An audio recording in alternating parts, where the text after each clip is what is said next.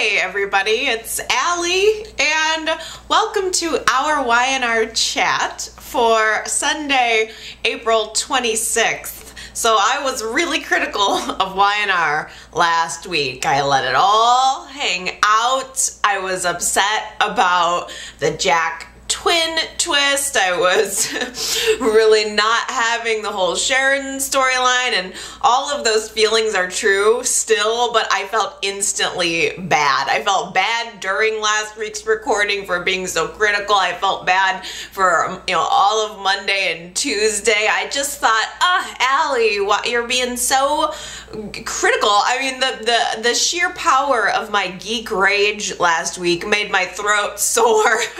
I was just so vehement about how I felt, and then immediately I'm thinking, gosh, these people put so much effort into creating The Young and the Restless for us, and then I'm mean about it, or I'm saying, oh yeah, that thing that you spent all that time creating, I don't like it. So it felt so wrong, but at the same time, I guess that's kind of part of the fun, I suppose, being able to be critical of it. They must expect it on some level, surely. So I mean, honestly, I was really, the one thing I will say that I was happy about in regard to the Jack twin storyline was the fact that Jack acknowledged, maybe it was Monday or Tuesday or something, as he's tied to the bed, real Jack acknowledged that Victor had pulled a stunt like this before. That made me so happy that he actually mentioned Victor being responsible for Colleen's death, because it is this exact same storyline. So, I mean, the one thing you do have to say, well, there are a couple things, but one thing to say about the new writer, the new regime, is they have definitely tried to weave in a lot of Y&R history. It's almost like they said, well, we're gonna go in and we're gonna twist everything up, but we're going to talk about the stories in the past. We don't want anyone to think that we're forgetting history, so we're gonna weave it in a lot. And I mean, it's countless, the amount of things that they've brought up from the past. Ashley's paternity. I mean, it's clear that they're saying we're mixing it up, but we haven't forgotten. We've done our homework here. So even though we're gonna do this storyline again and again and again, we're gonna, we're at least acknowledging of it. Oh, we're gonna give you another twin twist, and in fact, we're gonna give you the exact same storyline we gave you 5 years ago. We're still gonna do that, but we're gonna acknowledge it. So I don't know. I'm having all these feelings. I mean, honestly, I watched some of Monday and Tuesday's show, still feeling pretty negative, but I will say it picked up toward the end of the week. I still think twins are dumb. I still think this twin twist is dumb, but I like where it's getting to. I love corporate storylines. I love the corporate intrigue. I just think, was there not another way to do it? Could we not have gotten to this point without a stupid twin? I don't know. That doesn't seem as creative for me. I don't know. But I'm not easily getting over what's going on with Jack and Kelly. That whole scene is twisted and weird and not in a good way. Why does Y&R love to tie people to the bed? Have you noticed that? I mean, even within the last couple of years, people just get tied to the bed. It's the worst way, too. It's like arms, legs, spread eagle style. It's horribly humiliating and vulnerable. But Jack's tied to this bed. I mean, think back. Well, it wasn't even that long ago. Didn't Carmine tie Lauren to the bed like that? Or Michael, or I think Michael or Lauren were tied to a bed at one point. I'm pretty sure Colin had Jill tied to the bed like that recently. In fact, Jack was tied to the bed just a couple of months ago with where he thought it was going to be Phyllis and a sexy blindfold night, and it turned out to be Kelly and she was nuts. So what is it with this Y&R? Somebody behind the scenes has got some kinky stuff, I think, going on that it's coming through in their creative writing. But anyway, the real Jack and Kelly is so incredibly over the top. I have no idea how long it's going to be drug out for. That's the other thing about this that kind of is frustrating for me, because I'm wondering, all right, we got the twin, there's nothing I can do about this. But now how long are you going to make it go on? Jack's trying to get out of the restraints, and he's obviously screwed up from everything that's happened to him. Kelly's nuts. She's drugged him at this point. She's beaten him at this point, and he's lying there in this weakened state, tied to the bed, and the ghost of John Abbott shows up to give him the pep talk of a lifetime, which is just what everyone wants to see when they're tied to a bed, right? Dear old dad standing there. John, bless him. I do enjoy seeing John whenever we get a chance to. He gave Jack a lot of good advice. This is the part of the John Abbott ghost, I think, represents the good parts of Jack's conscience. It is Jack's conscience. It's Jack doing what he knows is right, because that's what his father has always taught him to do, and John's there basically trying to get him to do a Jack Dini, like a Jack Houdini twist to get out of the restraints, and it did work. Jack was able to successfully get his hands free. He runs to the door. He opens it up. We see this shot of his face, and I thought, oh, is he realizing where he is? No. I think that was the end of Monday's episode, and Tuesday's episode picks up, and it's Kelly.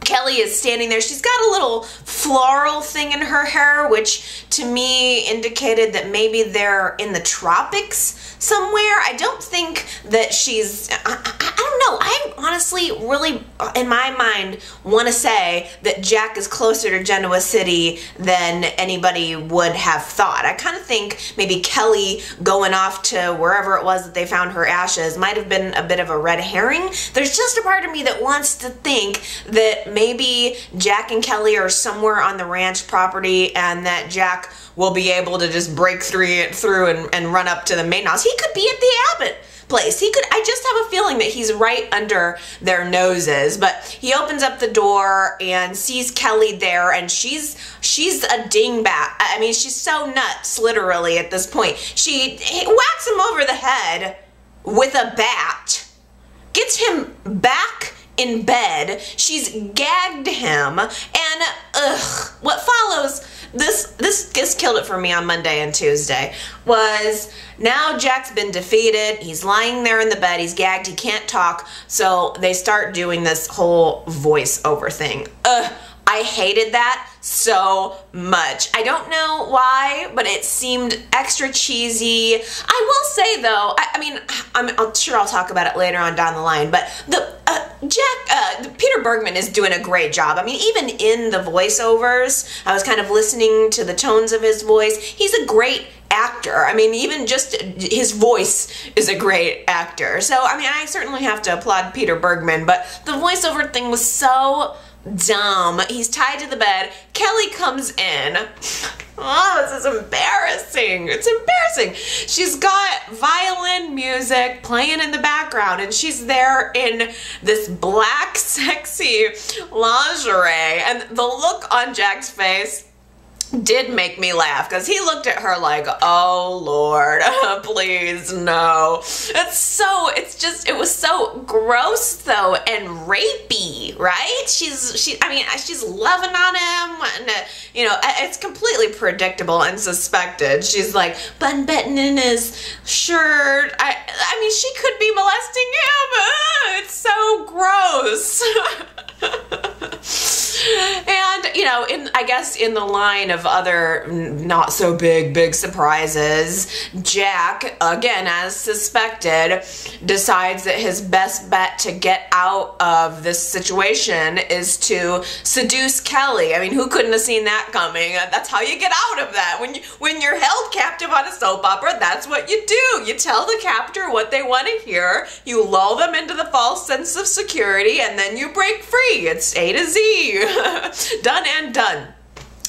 So Jack starts telling her all of the things that she wants to hear about how much he loved her, and they begin to recall all of the steps of their relationship and all of the quirky things that, you know, when they were dating. And it was weird to see the flashbacks of before Kelly was nuts, because she really was a very stiff, proper sort of character when the recast happened, and that was too far to the right, and now I feel like it's a way too far to the left, because she's absolutely off her rocker. And it's weird to look back to the place where she seemed so stable, but he's trying to remind her of all of the wonderful things that that they've done together, and you know, wanted to just kind of try to find a way to connect with her and get out of this. I was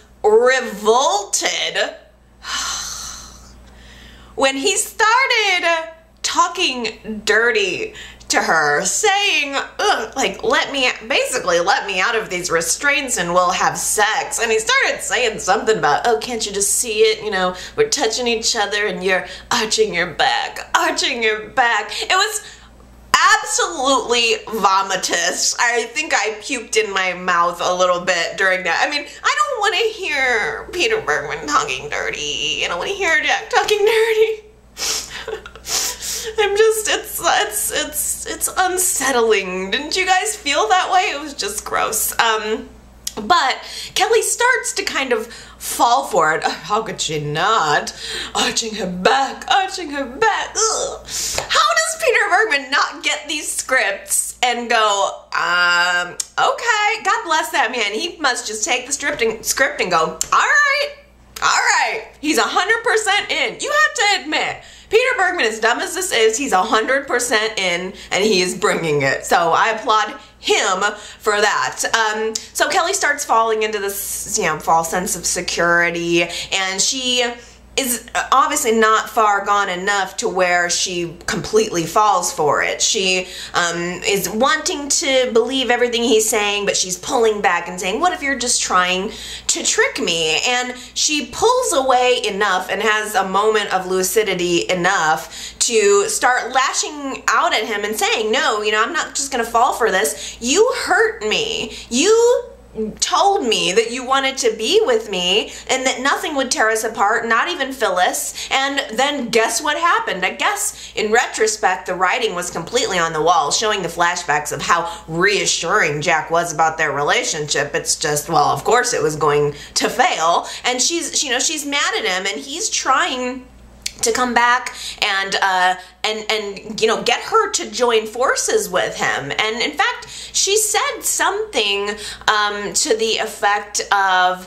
that, you know, you also didn't believe me about everything that was going on with Phyllis. You know, you thought that you know, that's what happened, was not that I tricked you. I didn't poison Phyllis. She poisoned me. So there's this moment where Jack is trying to convince her to team up with him. And in fact, throughout all of this, Jack knows that Victor is behind this, and that's where he kind of mentions about Patty and what Victor did, you know, that he's done, that this tune has been played before. Jack is mentioning this and saying, let's not let Victor get away with this. Let's you and me team up. But the trust is kind of broken there. I mean, Kelly thinks she has him. She's got his physicalness, but she doesn't really have him in any real way, and I think she knows that. And I just, that moment where she started kind of talking about how Jack didn't trust her or believe her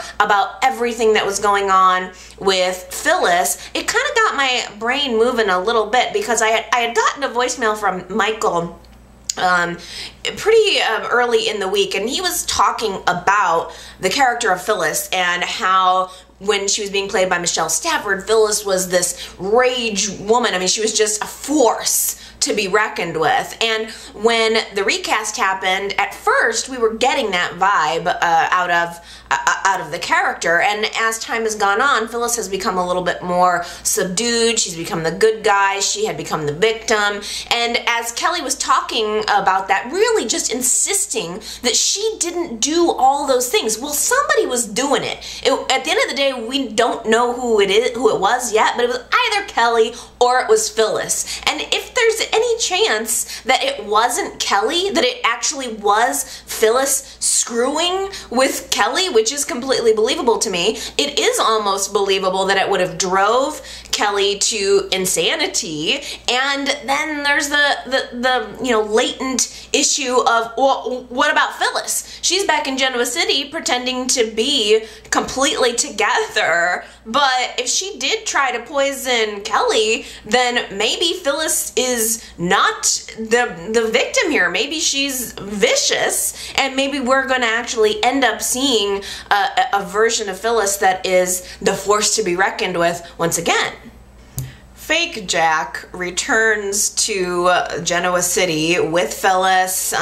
They're just back from their honeymoon, and fake Jack is like, the air about him is just so Mr. Cool, Mr. Calm and collected, controlled, in charge, unbothered. He may be facing criminal charges for this whole hacking thing, but it's cool. It'll all work out. I mean, I'm telling you, it's like I gotta give it to Peter Bergman, because it's being played so interestingly and in a way that we don't usually see Jack. Jack's fairly, I mean, he's got a fun personality, but he's not real loose. I wouldn't describe him as loose. And the way the fake Jack is now, I mean, it is like this guy sparked a doob at the beginning of every day. Like I don't know what he was smoking down in St. Bart's, but he is just chillaxed.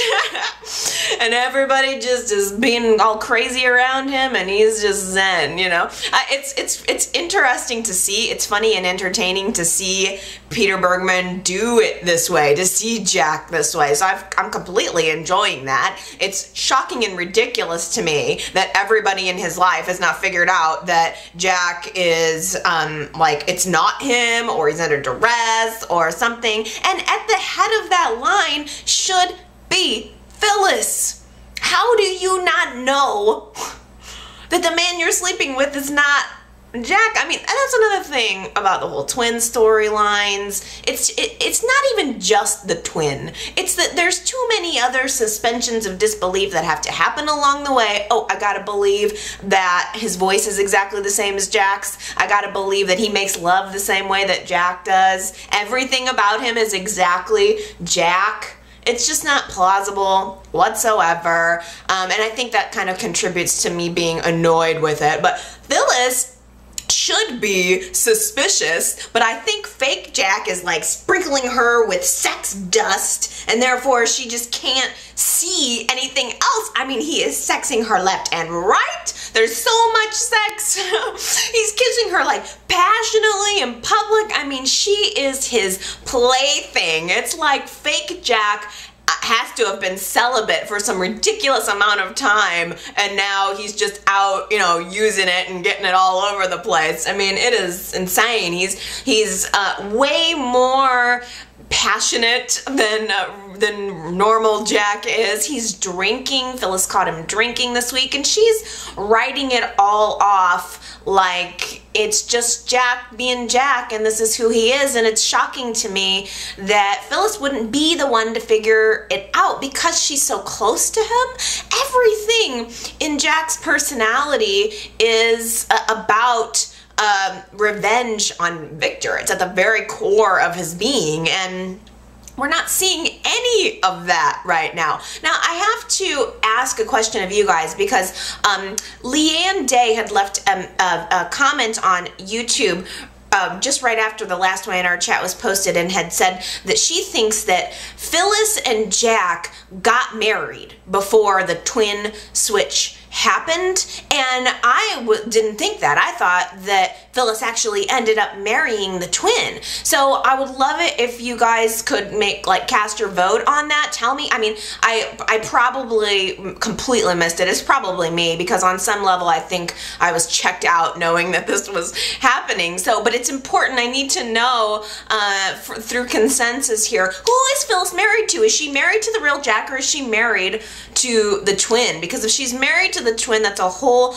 another level of deception and vile that just, I feel awfully terrible for her. Now, Ashley and Billy are obviously quite suspicious too. Jack is going around saying that he's not worried about the charges, and he's not particularly worried about Victor. And in fact, he's going around saying, hey, Victor's not such a bad guy. Well, again, at the core of Jack Abbott's being is this rivalry with Victor. There's no way that a building falling on him would change that. I mean, nothing is going to change that. So Ashley and Billy are understandably suspicious, and in fact, Ashley is realizing that this is not, something is really not right here. This is not my brother. And Ashley, more than anybody else, is wanting to protect her father's legacy, the Abbott business. And I think there's also a little bit of a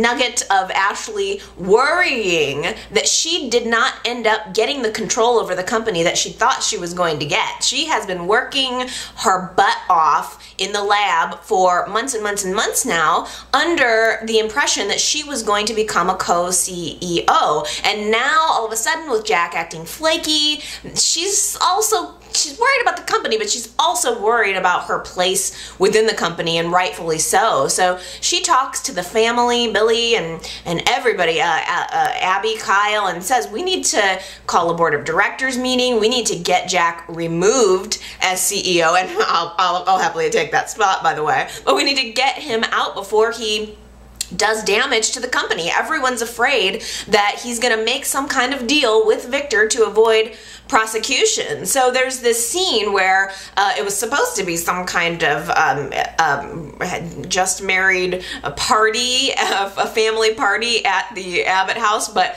Ashley decides, no, I can't be happy for Jack right in this moment when so much is going on. You're probably going to go to federal prison, Jack, for this hacking thing, and something's up. So Ashley wants to confront him immediately, and Jack, I mean, I think she was filling in Abby or somebody on the plan to unseat Jack as CEO, and Jack just wanders in with it, eating a stick of celery, not even bother, just oh, really? You think you're gonna unseat me? I'm telling you, the best part about this is that Jack's attitude. I wish we could have got there in a non-twin way, but the way he's just rolling around, I mean, ooh, it is pretty funny. It is pretty entertaining to watch. And whatever. The fake Jack's got the ultimate control. He hears them conspiring against him, and he says, you know what I think? I think you're fired. And he fires Billy. I think probably, fake Jack has received the word from Victor that, do what you want with Billy. Nobody cares about him. You can protect Ashley. We want to protect Ashley in some of this. So he just fires Billy, which was, I mean, it was honestly great. How great has Billy been this week, I ask you? I like this actor. I know a lot of people haven't connected with this version of Billy, but I like it. I think the writing is really good for him right now. He's got a lot of quips. He's trying to figure out what the heck is happening. I mean, Ashley is having a visceral reaction to this whole thing, but Billy's kind of got that laid back attitude that's almost sort of matching what's going on with fake Jack. I mean, it is almost like Invasion of the Body Snatchers in a way. Fake Jack is acting more like Billy. So Billy's been fired. He's kind of out of the company. Of course, he still has his board seat, and Ashley is the one that is really, really trying to blaze forward.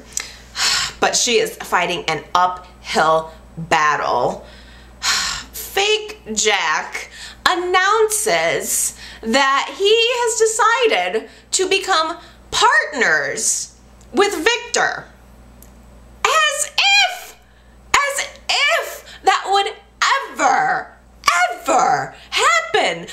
should be so completely suspicious of him, even as those words fell out of his mouth. Jack Abbott would never be partners with Victor Newman.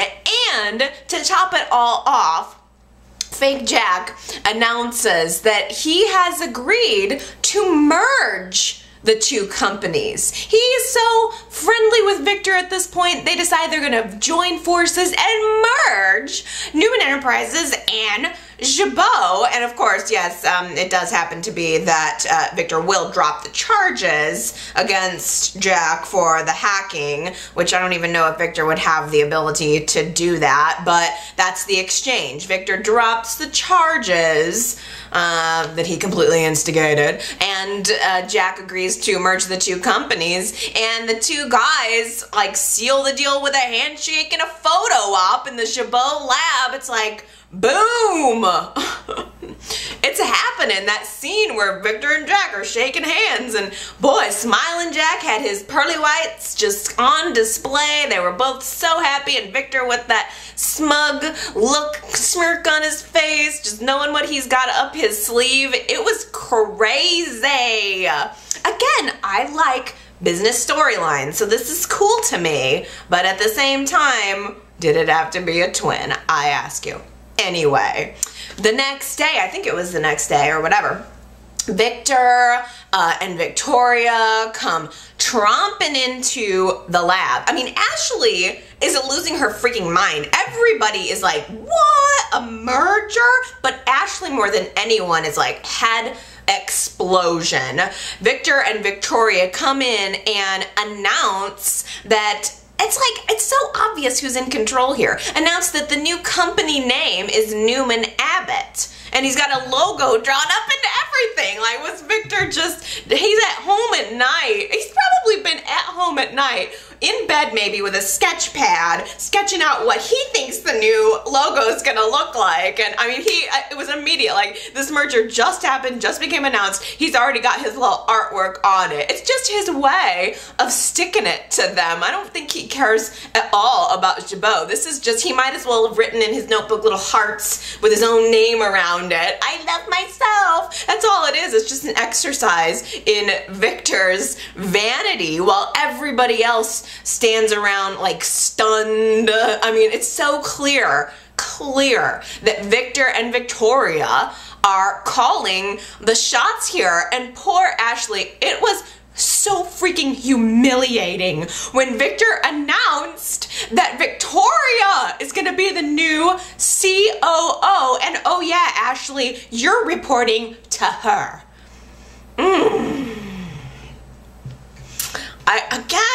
I felt so bad for complaining last week because I was loving this scene. I really was loving this scene, and I am loving Ashley versus Victoria. That is going to be the rivalry that's going to carry me through however long they decide to stretch this out for. That is so awesome. It has history on its side. These two women, they're both comfortable. I think the actresses are both comfortable in their roles and they know who they are, and I just think that is going to be an epic freaking rivalry right there. Victoria is such a biatch. She is, man. Ugh. I was loving her turquoise dress though, with that beautiful yellow and green gradient like ombre necklace. Oh my god, Victoria was so bitchy this week, but she looked so good. I mean, just the way Victoria, she just follows Victor, just follows right home. She doesn't think this is weird. Victoria doesn't think this is weird. She doesn't care. All she cares about is power and money. She is her father's daughter. She comes in and she is just like letting heads roll left and right, taking over Ashley's office, and oh yeah, I'm gonna redecorate it too. Just, I mean, it could not even be more personal. It could not be more bitchy. I don't know why Ashley is not walking right out the door. If I was Ashley, I might have to be like, sorry, I'm out. I can't. But Ashley is fighting for her father's legacy, and I am telling you, I want to see Ashley slay all of them. at the end of the day. That's what I'm looking forward to, is Ashley coming back and slaying them all, taking that CEO position, taking what's rightfully hers. That's gonna be good. Please tell me that's gonna happen. That would be amazing. But I feel so bad for her because she's looking for trust in her brother. She's looking for some kind of identifying piece in her brother, and he's just hanging her out to dry. This has got to be just absolutely killing her on the inside, and it's really absurd that anybody would ever believe that Jack Abbott would ever approve a merger of the two companies. I mean, it's clearly not Jack. Look at his tie, for crying out loud. A purple tie? I did have to laugh at that whole thing. Like, it would never, if the real Jack walked in with that tie on, it never would have occurred to me that that was out of the ordinary. I didn't realize that lavender with paisley swirls was scandalous. That tie is like the MVP of the week. It was a nice tie. What's the big deal? Oh my goodness. Like, what is it with these people in their purple ties? But, oh my gosh, the other thing, I feel so bad because I will admit this twin thing gave me some good moments, because when fake Jack, oh my god, Victor ushered fake Jack out of the room and said, you cannot even wear that tie right now. And Jack was just trying, you know, fake Jack's trying to come back at Victor with his excuses, and he said something about Ashley, like, what do we even care about her? Why not just let that woman quit? She's hot, but... I howled at my screen. Oh, that was good. I mean, I can almost, he's like, in his mind, he is going crazy, like gangbusters on Phyllis, just having sex with her left and right. And then he's like, I'd also like to bang Jack's hot sister, as a matter of fact. This guy, I mean, they always sort of play Jack like he's sort of a playboy, but he's not really. This is the version of Jack that's the playboy. I mean, ooh. Heads are rolling. It's kind of good though. Abby, well, by the way, Victoria and Stitch broke up in like one scene over 5 minutes. I mean, Victoria and Stitch were supposed to have some really great love affair, and they just broke up one day, and they're just no longer together now. They had a real honest conversation about how they're just not working, and so they broke up, and Stitch goes right to the hotel room and slept with Abby. He's just with Abby now, which, I mean, it's fine, I guess. To be honest, I don't care one way or the other. I mean, Abby's been bemoaning her relationships for who knows how long. So, I mean, I don't wish her any, that's fine if you guys want to be together. It doesn't do anything for me particularly. I would rather see Stitch with someone more mature, but I don't think that Victoria was the right fit for him either. So, I guess we'll just see how it goes. They're both screwed too. They both worked at the old Jabot. Well, they're screwed literally. But Victoria is like hell on wheels. She's plopped herself right in the middle of Jabot Lab as if Newman doesn't even exist anymore. She's just sitting there in the office calling everybody in one by one to read them the riot act, and more importantly, let them know who's boss. And she is a woman scorned now. Abby and Stitch are together kissing outside of her glass office. Bad idea. So Victoria is gonna make their life a living hell. Ashley even tried to say to Stitch, look, you don't have anything invested in this. Why don't you just go ahead and quit? I would understand if that's what you wanted to do. If I was him, I would. I mean, Stitch is right in the middle of all of this. Stitch has had sex with all 3 of the ladies that he's working with. The thing is, I believe, and I think it's sort of been implied, I don't know if you guys are picking up on this either, but in my sort of reading of the fake Jack thing, I think that fake Jack has some kind of plan that is gonna backfire on Victor. We saw a scene, an alternate scene. We're back at the confessional, their favorite meeting place, Victor and Jack's favorite meeting place, only this time we're seeing both sides of the confessional. So we know it's completely confirmed that's who Victor's been working with this entire time. And there was just kind of this line that Fake Jack said to Victor that raised my eyebrow. He said something like, well, they all think that I'm making a deal with the devil by getting involved with you, but I'll show them who's boss. And I just kind of think it wasn't just about showing Jack's family who's boss. I just get this sense that there's something about this Fake Jack character that's not gonna be satisfied to take orders from Victor for very long. I think that Fake Jack really, really, really wants real Jack's life. Why would you not? I mean, he's got a hot wife and a hot sister. He's like got tons of money. Why wouldn't he want this life? And I don't think Victor has any idea what he has unleashed here. Victor has at several points along the way taken Fake Jack aside and said, you know, you got to start acting like the real Jack Abbott. We're not done with this plan. And in fact, Victor said something to Jack like, you know, I understand you love playing with all of Jack's toys, but I will put you back in that Peruvian prison where I found you in a second. So, I just have one thing to say. What the hell was Victor doing trolling around a Peruvian prison? I was so thrilled to see Gloria this week. And I was not a Gloria fan for a lot of years. When she was with John Abbott, I did not like her. I didn't like the first actress. It was Joan Van Ark, I think.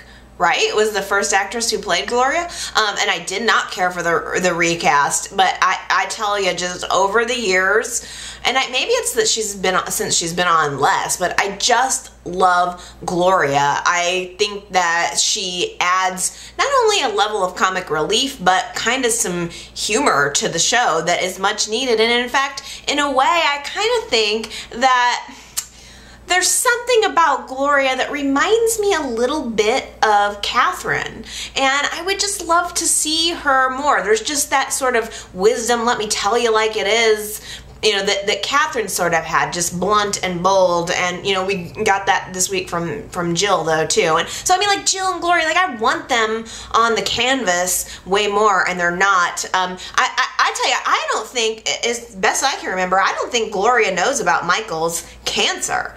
The last I seem to remember, Michael was in the hospital and she came and, you know, was kind of asking questions, but they were hiding the truth from her. So please tell me, YNR, that we're going to see that next week. I want to know that Gloria, like, you know, maybe goes to comfort Michael. We'll talk about all that later. But I hope, please, please, please tell me that there will be a scene where Gloria finds out and helps her son. It's ridiculous to think she would be missing for all of this. So there's just something again about Gloria that is giving me the wisdom that I need. I absolutely loved Gloria going to Chelsea, having heard about everything that had gone on at Jabot, and telling Chelsea, you need to get in there and save your job or get out, because what's going on there at Jabot and Newman, let me tell you, it ain't pretty. And let me just give you a warning. You don't want to see your entire business go tumbling down. And in fact, Gloria said something to the effect of,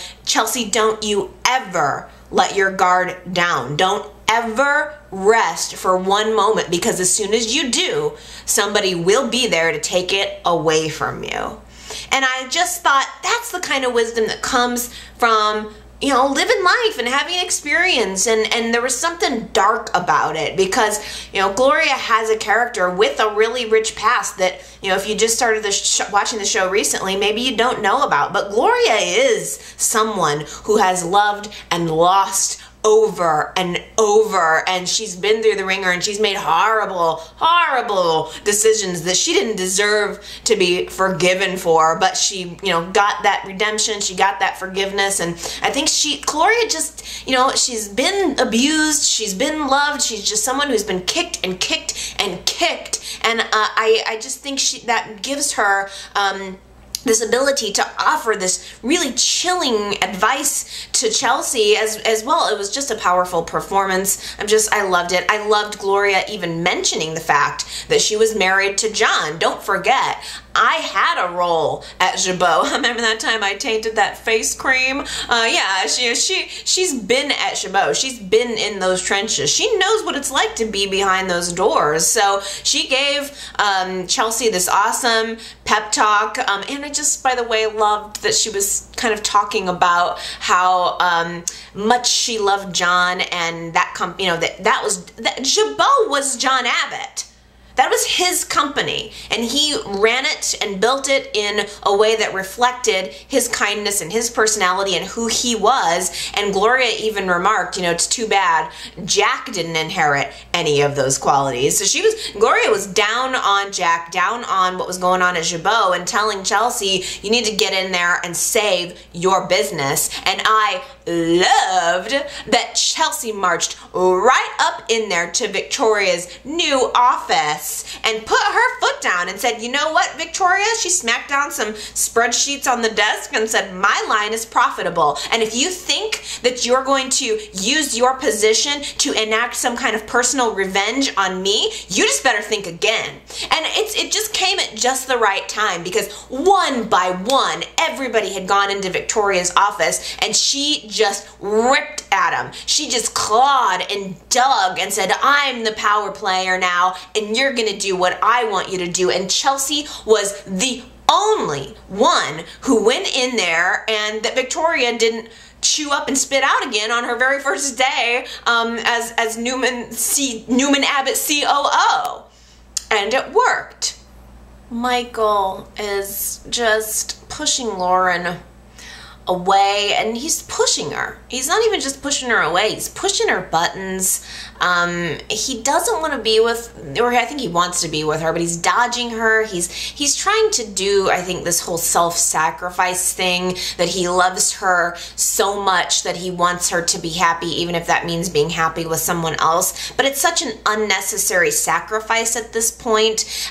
It makes sense given everything we know about how he's processed the cancer. I mean, he was worried from day one that the prostate cancer was going to affect his ability to be intimate with his wife and to satisfy her. And coupled with that, he has this insecurity about her having an affair. So he's creating this situation where he's pushing her away. He's being the biggest ass that he can possibly be. He instigated this very public fight at the athletic club where she's just trying to get him to maybe take a little break from work, maybe relax a little bit, spend some time with her. Why is that such an unreasonable request? And he just ends up exploding at her, and everybody hears it. I mean, Jill and Colin are sitting over there hearing it. I think Lily heard it. I mean, it was just, Kane heard it. Everybody heard them have this very public fight over nothing. It was really, really quite sad.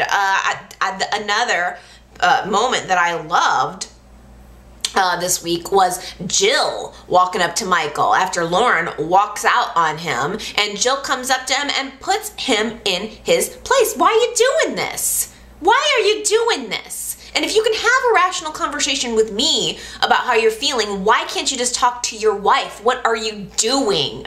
It was so good. I loved watching her just put the smack down. It's kind of something that Gloria is going to need to do next week, and I hope she does. But we're also seeing, at the same time as Michael and Lauren are peeling apart, we're starting to see that Kane's position at Fenmore's is coming between he and Lily. It's a new job, and it's the reason he took the athletic club job in the first place. He was constantly consumed with his work at Chancellor or at Newman or wherever it was he was working, and now it's happening once again. At Fenmore's, he's working late. He's having to have dinner meetings here and there. He's not able to find time or to make time to connect with his wife. Lily's trying to be overly accommodating because she knows that her husband wants this job, and it's unfortunately driving a little bit of wedge. If you don't have time to spend with your spouse, you're not going to be able to maintain that connection. And there was a great little scene this week where Colin issues Lily a little bit of a warning, and he says, look, I'm not worried about my son. Kane is completely committed to you, but Lauren Fenmore is nothing if not an alluring woman, keep an eye on your husband. Ooh.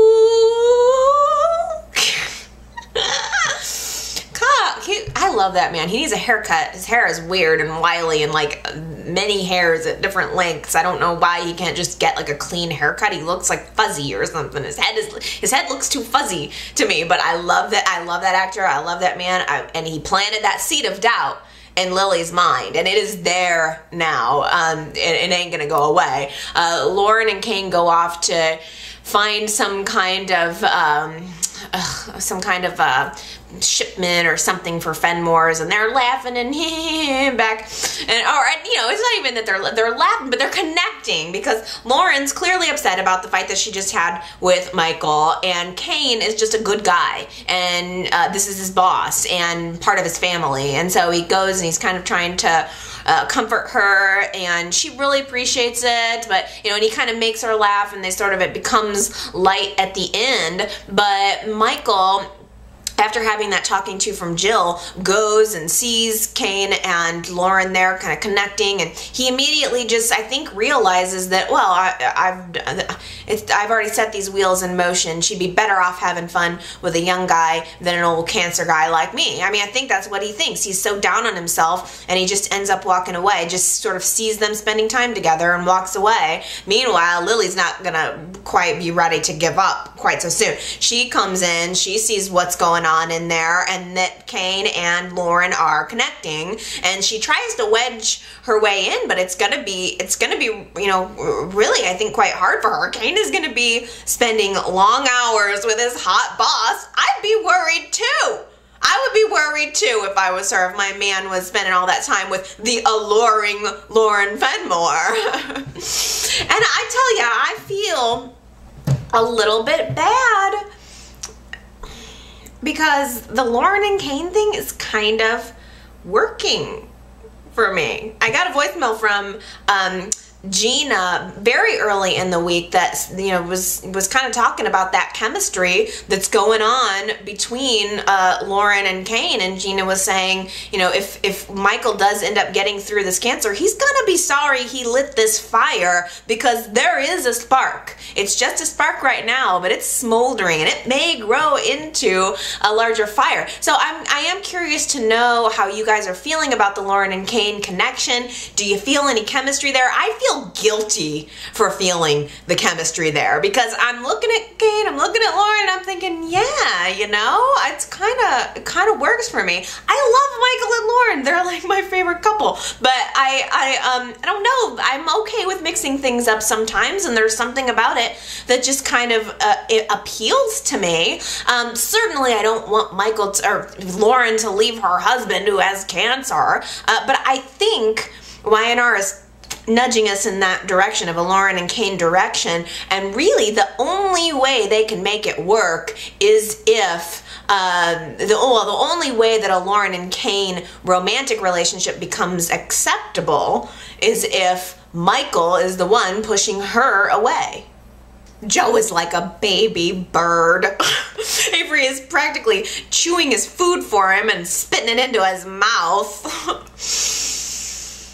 It's all completely out of guilt. She's going now to Chicago with him to help him adjust to his new recovery facility. He can't walk, so he has to go somewhere and learn how to walk again. And I tell you, Joe is lying there in the hospital bed. He is accepting her kindness. He is accepting her going along with him for a week to set him up in Chicago, and he's accepting her help as far as getting his affairs in order. And I'm telling you, he is playing it perfectly.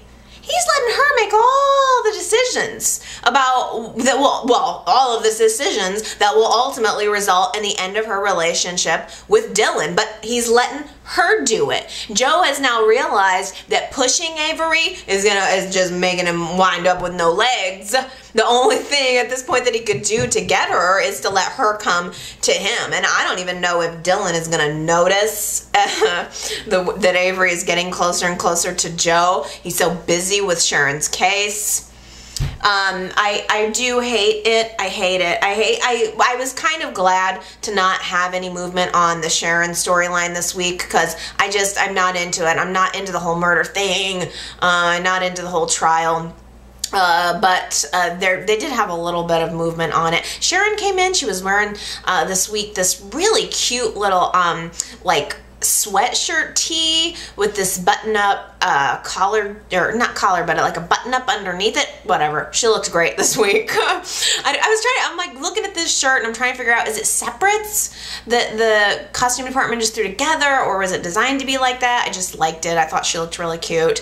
And Dylan is definitely being there for her instead of being there for Avery. Dylan's like giving Sharon a bit of tough love, and he does do a good job over and over again of pulling Sharon out of her tailspin. But he's focusing on her. Avery did ask permission to go to Chicago. She asked permission from Dylan to go to Chicago with Joe, and Dylan gave it to her, but he just, he's not happy about it, and Sharon kind of returned the favor with Dylan by convincing him to go and to Avery and say the truth. You can pretend that you're okay with her being with Joe, but at least let your feelings about it be known. And he does. Dylan goes to the hospital, and he has this little moment alone with Joe in his hospital room, and on the surface, it seems like Joe is conceding. Joe says to Dylan, I know that this probably makes you uncomfortable, and I'm sorry. The truth is, I did do everything I could to get close to Avery again. Everything, including kissing her on the balcony that night, and look where that got me. So Joe was definitely conceding everything that he had done up until that point. And I think Dylan is a compassionate person. I think he didn't want to rub any salt in the wound. The man can't walk anymore. But there's just something in my mind that says, I don't think Joe's done. I don't know. I don't think he's going to continue to push Avery, because obviously that did not give him the results that he wanted. But he is in a position now where she's helping him. She's giving him love. And I think Joe sees the end game of this. I think he knows very well where it's going to end up, whether he ends up in a wheelchair or not. I think he wants Avery by his side, pushing his wheelchair, I suppose. But while Dylan is having this very nice actually, conversation with Joe, Avery goes over to Sharon's house, and Avery was ready to dig down into Sharon and tell her what she thought about the fact that Sharon's spending all this time with her man. And I will say, Avery got in some good digs, but it wasn't anything that everyone else in town hasn't been saying to Sharon. What I think was significant about that Sharon and Avery scene was the fact that Sharon called Avery out, which we don't really see. I mean, Avery does kind of get a pass, and Avery does kind of walk around Genoa City with an air of judgmentalism and holier than thou, but particularly in this situation, she's not. Avery is not flawless, and I did enjoy Sharon calling her out. I enjoyed, Sharon taking this, more of a dominant stance. Just, you know what, you're not going to sit here in my home and fling mud at me. Here's a little bit of mud for you back. So the two girls end up getting into this argument, and Michael comes in and he's trying to break it up, and he's exerting himself so much. He's not been going to his oncology appointment, so he's not following his treatment plans. So exerting himself to try to break up the fight, this cat fight, completely exhausts him or something. I don't know. He just like comes back and falls back into one of Sharon's chairs and collapses. Even though I don't like trials, and I don't, I was glad to see the finally see some movement on Neil's case. I thought about it since I said that last week about how I don't like courtrooms. I thought about why I feel that way, and I really think it is because of my history with watching this show. I don't know if you guys remember this or not, but Y&R and a lot of soaps used to drag out a court case like you would not believe. There were court cases that lasted all summer long. It was tedious. It was dreadful. I mean, by the end of it, you just don't even care if the character gets convicted. It's so long and drawn out. And I will say that Y&R has done a good job of busting that up a little bit more, and within recent years. I mean, for crying out loud, you go back and watch like cut scenes of The Young and the Restless from back in the day, just cut without the commercials. It moved so slow. They would end the scene saying one thing and then pick up the next scene repeating what they just said, and it just extended. It was just like that. It was just long. It took forever to get anywhere. And so I kind of think I'm predisposed to think that courtroom scenes are going to be long, and they're not necessarily, because the Neil thing wrapped itself up quickly. There have been a couple other court cases in the past that have wrapped the custody of Faith, that wrapped up pretty quickly. So I guess I can't just put everything all into that basket. So I was happy to finally pick up on Neil's storyline and the courtroom drama. First of all,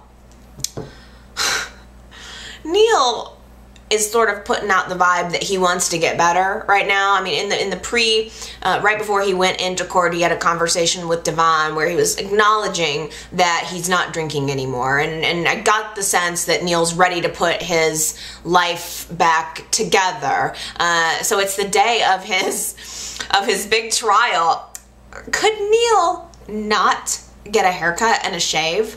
Why would you be telling everybody that you're reformed and you're sorry for what you did and kind of be looking for mercy from the court, and then walk up in there with that big old hair and that big old beard? You couldn't shave? It's a little ridiculous. I mean, it's nice to see something different, but I think maybe it's time. I think maybe it's time to get rid of that, Neil. I enjoyed seeing Neil take the stand. I enjoyed seeing Nikki take the stand. It was harsh. That ADA was like ripping into him hardcore. That guy was no mercy on either of them. And then, by the way, I think the thing I liked the most, honestly, was when Christine took the stand and Leslie did a cross-examination, and frankly, I feel like Leslie did a really good job of, calling Christine out for the truth. I mean, I'm sorry for your loss, Christine. I'm really sorry that you lost your baby. I feel so bad. I really do. I'm so sorry that you lost your child. But this whole case is about her personal issues. She wanted to get a case against Phyllis to enact some of her personal issues, and then when that didn't work out, she's turned all of that attention right around on Nikki and Neil. I mean, I'm sorry. You've been through something horrible, Christine, but this isn't the way to get better. This isn't the healthy way to go back about it. I don't know. Acting like Neil murdered your baby it's just such a leap. I mean, maybe it is true on the surface. I don't know. It's just that just seems so severe. I don't know. I kind of think I might just be like, this is a horrible circumstance that happened to me. I don't know if I'd go out of my way to prosecute over something like that. I don't know. The big drama was when the defense called Mrs. Neil Winters to the stand. She takes the stand pretty much fresh out of the prosecutor's bed, and when she walked up there, she looked at him. I mean, I just love the air about Hillary right now. She just walked up there like, yeah, I'm about to check and mate. The prosecutor takes one look at her, realizes who she was, and it's like, his jaw drops. He immediately requests a recess. Everybody breaks. Hillary goes out into the hallway with Devon, of course, following her. And the prosecutor goes off in a corner and calls Hillary, aka Anne, on her cell phone and says, "What? What is going on? What did you just do? Is this part of your plan? What is this all about?" And Hillary says, well, basically, you've been had, and here's what you're gonna do. You're not gonna just recuse yourself from this case. Oh no, you're going to lose. It was good. It was good. You know, he's saying, I can't do that, it'll ruin my reputation. And she's like, it's gonna ruin your reputation if everybody finds out that you were sleeping with the defendant's wife. So just do what you're told and everything will be fine. It was blackmail most foul. Ugh, I felt a little sorry for that schmuck, to be honest with you. I mean, he would not be the first man to get caught up in old Hillary's web, so it's kind of hard not to feel bad for him, but I totally enjoyed it. He goes back into the courtroom and completely bows to her to her wishes. He right before he's getting ready to lay into a really key witness, he just out of nowhere requests to have a meeting with the judge and with Leslie, and they come back, and all of a sudden Neil's agreed to a plea bargain. The ADA has offered him 2 years of probation and community service, and when it's all over, Neil gets a job offer from Victor too. So hey, it all worked out really well for old Neil Winters. So with that, it is done. It was kind of cute. Neil and Lily went to the Neil, Lily, and Leslie, I think, went to the coffee house, and they had a little toast with cupcakes, which I thought was nice. And I'd like to see Neil get back in, you know, sober. I mean, I don't know if this is gonna happen next week or whatever. Chris wasn't even in the courtroom when the verdict got read. She worked herself up so much that she had to leave. Oh, I imagine next week they're gonna have Chris's reaction. I hope they do, for crying out loud, to what this ADA just did. I mean, Paul even approached the ADA afterwards and was like, your life is gonna be real hard, buddy, because Chris is gonna make it difficult on you. I mean, if Chris would have been in the courtroom, she probably would have collapsed. But I'm sure she's gonna find all about it next week, and I'm kind of looking forward to that part. But I think even better, I love that Devon overheard exactly what Hillary was up to. He had followed her out into the hall, overheard that conversation with the ADA, and fully realized what Hillary had done. He knows that she slept with the ADA in order to get Neil off the hook. So Devon confronts her, and she just can't take the lying anymore. I think on some level, Hillary felt like at least she got it back to even. She may have been responsible for everything that went down with Neil, but at least she was able to get him out of this and maybe move on. So she can't take it anymore. She tells Devon, she admits to Devon that she still loves him. That yes, it was all a lie, and I just wanted to help Neil at the very least. But you know, the truth is, I never stopped loving you. And I mean, in all honesty, Devon still loves Hillary, but he doesn't trust her. And why should he? Why should he at this point? I think after learning the truth about what she had done, Devon is at the coffee house, and she kind of comes up to him and tries to follow up on that conversation. By the way, just sideline, loved Hillary's look on Friday, loved that white jacket, loved that little Dalmatian black and white top that she had on. Ugh, so cute. She looked good. I love her personality now. I love her with this hint of evil. She's bringing it to me right now. I like it a lot. And she goes to talk to Devon and at least try to calm the waters a little bit. She wants forgiveness from Devon, and if he can't give, you know, she says to him, you know, I can't go back. She confronts him in his hotel room later and says, I understand that we can't go back. Everything that we've done, it was wrong. I understand what I did was wrong, but can we at least be friends? Can we at least move forward? But I think that what we're going to see is Devon realizing that, you know, getting involved with Hillary again is going to ruin any chances that he has of reconciling with Neil. So I think this time we're going to see Devon doing what is actually the right thing, choosing his family over his crotch. Last week, I think I unleashed the full fury of the YNR chat community. I got like so many comments is just crazy. I mean, ultimately, I think it was because I got fired up, and I think that you guys were fired up too, and it's at least good to know that I wasn't alone. I didn't have one single person say, I think you're being a little harsh, Allie. Everybody was kind of concurring. And in fact, I don't ever really go to, I don't get a whole lot of spoilers or minor news sites, but I do sometimes check CBS Soaps In Depth, their website, because I like to get casting updates. The one thing I want to know is casting updates so I can prepare myself for who's coming and who's going. And there was a little poll up there, and it said, what do you think about the twin thing? And it was, I saw the results, it was something like 88% of people thought it was stupid. So I guess I was certainly not in the minority on that one. So anyway, how about reading some comments here? There were so many. So I'm just going to try to do some of them. Bobby Thompson on Facebook says, do you think that Devon is going to get back with Hillary? I do.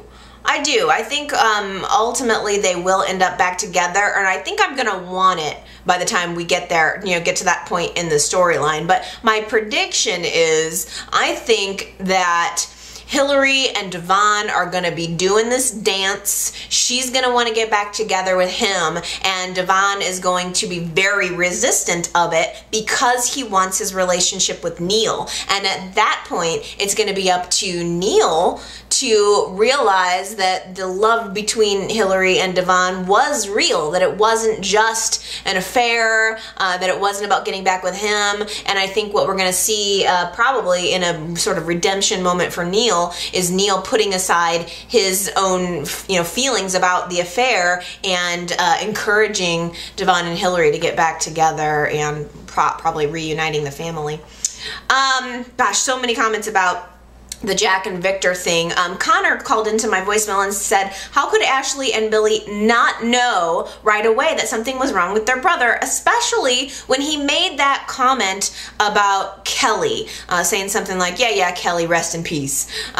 Jack was distraught, absolutely distraught over Kelly's death. So why wouldn't they think that that was an odd reaction to have? I certainly do agree with that. There's something about this Jack that's so flippant, and that's the most obvious cue, I would think, to the people around him that it's not him. That and the tie. Don't forget the tie.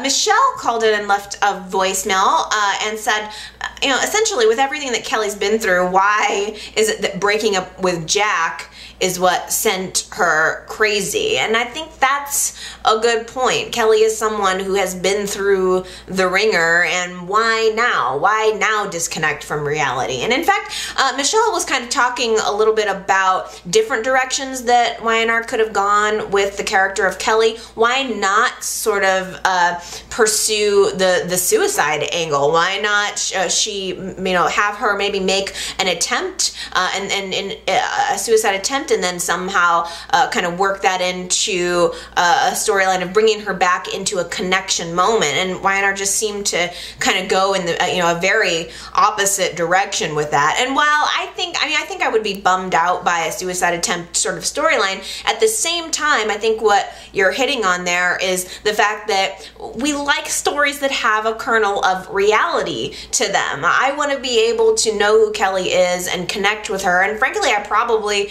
could have enjoyed at least sort of understanding what she was going through, as opposed to seeing this over-the-top Disney villain character that we're getting now. It's just weird.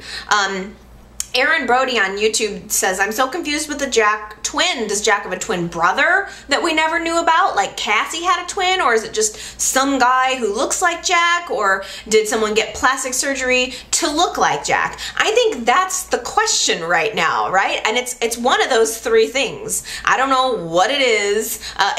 Certainly, here's the thing that's going to bug me. Because again, we've seen it before.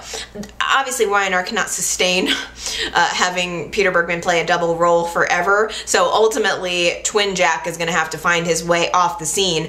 If they do some kind of thing where Phyllis or Ashley or somebody has to make a decision about which Jack to kill. Like if it comes to some kind of gunpoint thing and both Jacks are like, hey, it's me, no, it's me, don't kill me, then I'm gonna probably just scream. It's been done so many times before on so many different soaps, and that's, it's just so predictable. I guess that's part of the annoying thing about this style of soap writing, is that it's just predictable. I mean, if it's all about what the high points are and they're not focusing on the journey in between, then I think I'm just looking for the high points, and once I see it, it's like, bleh, done it. I mean, all you can do is focus on the journey, I would think. I mean, this is not it's not a nighttime show. It's daytime drama. I mean, it is a journey. I mean, for crying out loud, it's 5 hour a week commitment. You need to see some character. You need to identify. That's the reason we're watching. We're not watching for the big boom bams. Patricia called in and left a voicemail for me, and I haven't heard from Patricia in a while, so that was nice. She made me laugh because she said, you're not wrong about the quality of YNR right now. The quality of YNR is bad. Before it's all over, they're going to have somebody possessed by a demon. I hope not. I really hope not. I always go back to, my two classic examples of soaps that I didn't like were Days of Our Lives and Passion. And I know Days of Our Lives has evolved a lot since I was watching, but they did go through this, and both of those soaps had supernatural elements. I am so not into that. I mean, if I wanted to watch that, I wouldn't watch this soap. I'd watch something else. I think I connect with YNR because of that kernel of reality.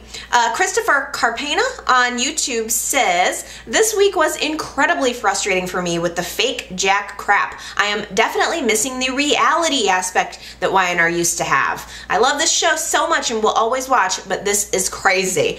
That is exactly how I feel too. Laura Vickers on YouTube says, here's my theory.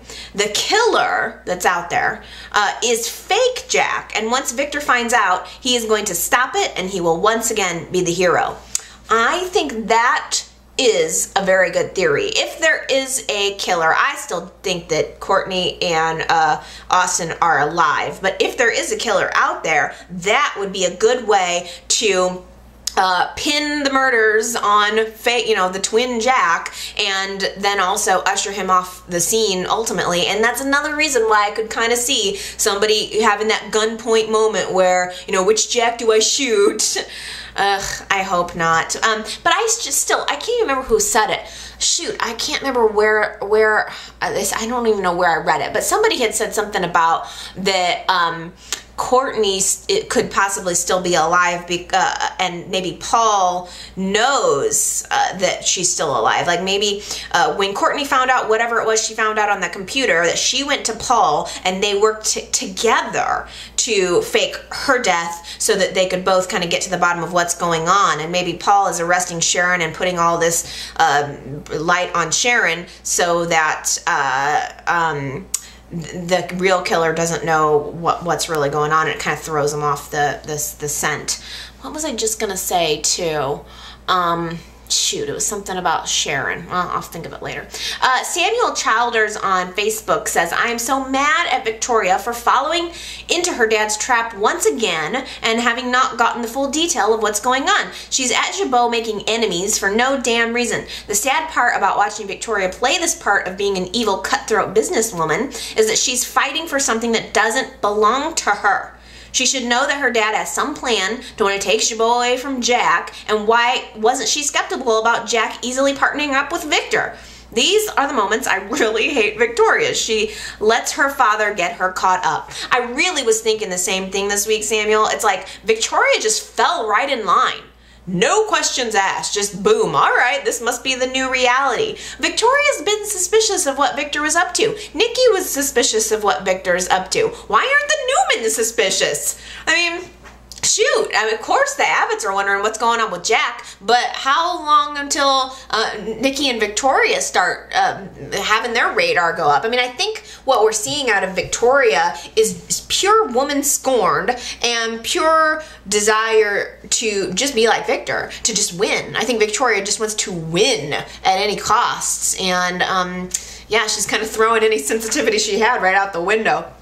Cheryl Scott, I think is what your name was. Sometimes I listen to the voicemails. I'm like, I'm not sure what your name was. I didn't quite catch it. I think Cheryl Scott had left a voicemail and said, why does Sage even need a divorce for when she's not married to Adam, or she's not married to Gabriel anyway? I thought that was an interesting point, because ultimately Sage was married to a phony. So I don't even know why she would have needed that divorce in the first place. That's a good point.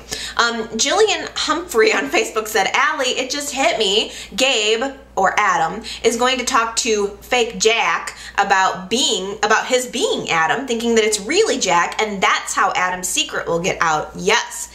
We talked a little bit about that last week, and that's the piece that I am really, really looking forward to, because ultimately Adam thinks that Jack knows his secret. Adam's going to spill that to fake Jack. Fake Jack may very well go straight to Victor, or he may use that information in a different way, but I think that Adam's identity being revealed in light of what's going on at Jabot is also going to be the bombshell, really, really kind of fun part of the storyline.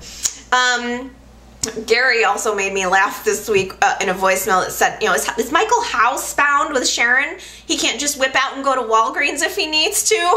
That really made me laugh, because I was under that impression too. If you're on house arrest and you have to have a guardian, then, you know, does that mean Michael has to be there the entire time? And then we see a little late, I think it was Friday's show, Michael just walks out, goes to dinner with Lauren, and Sharon's there. Well, what's the point of him, of Sharon having this guardian if Michael doesn't really have to be there? So he has to sleep there, but he can leave whenever he wants to. It makes no sense. I don't know how I'm gonna get over the fact that this whole house arrest for a double homicide. Who do you know? Would you not lose your freaking mind if you're if a judge in your county allowed a double homicide suspected perpetrator to just have house arrest? It's ridiculous, and we've never seen an ankle bracelet on Sharon, so I don't know. Is she actually does she have to be there? And I'll tell you what the reason for this is. Y&R, I'm telling you, blew their entire set budget on that plane crash, and on the underground collapse, and on that CGI of the apartment fire. I mean, think about how much. Those sets looked great. Think about how much money that cost. They don't have time to build a jail cell. They cannot throw up that jail cell set. Plus, Sharon looks better in her little outfits than she would in orange, so I suppose that's what they're going for. I wish I could remember what I was thinking about. Oh, I know, because Gary had mentioned this, and I think it was Michelle called into my voicemail and mentioned this too. That the cliffhanger on Friday's show, last Friday's show, was the cops being at Sharon's house, and or the cops are kind of at the door, and Dylan and Paul have found Courtney's necklace, and Noah comes in and realizes what's going on, and the cliffhanger was Sharon begging Noah, saying, please don't tell the cops, or, you know, like, it was left on a moment of, will Noah turn in his mother? Or will he hide what's going on? Will he cover for her? And then the very next episode, I think it was Monday's episode, picked up, and Sharon had been arrested. It was in all of the tabloids, and we didn't see anything more about Noah's choice. Why did Y&R skip over that? Why would you skip over that? So we don't know what happened. Did Noah just straight up say, that's my mom, arrest her? Why? There's so many scenes like that where I just feel like Y&R's missing opportunities for moments, and it's frustrating.